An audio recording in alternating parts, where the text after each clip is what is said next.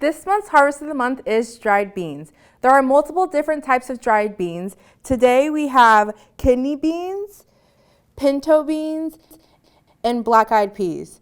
For today's recipe, we'll be using black beans. Dried beans are a choking hazard. Beans must be cooked before consuming. There are many different ways to cook beans, but today we'll be using the Instapot.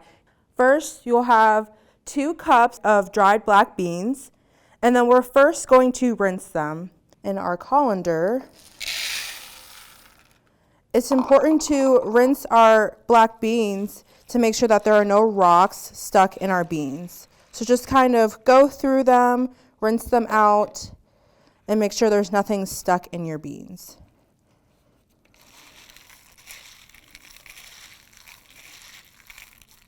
Now that our beans are rinsed, now we're going to put them in the Instapot. In our Instapot, we already have 8 cups of water. So you're going to pour your beans in your Instapot. And just to note that after the beans are done cooking, they will triple in size. You're going to put the lid on top, just kind of shake it in place, lock it in place, and make sure it's on the sealing mode right here.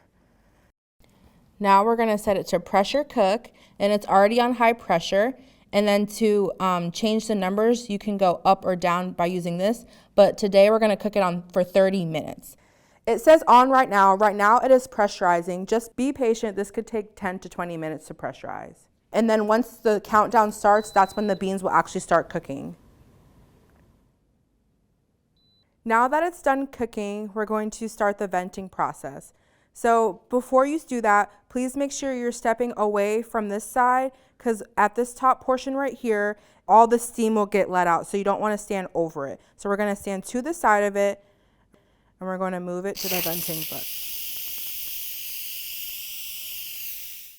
You'll know it's safe to open when this portion right here is all the way down. Now we're going to open the top of the Instapot. Please make sure all the kids are standing back, and make sure that you're opening the Instapot away from your face. You'll still have water in your Instapot, so just have your beans go through a strainer, just like so.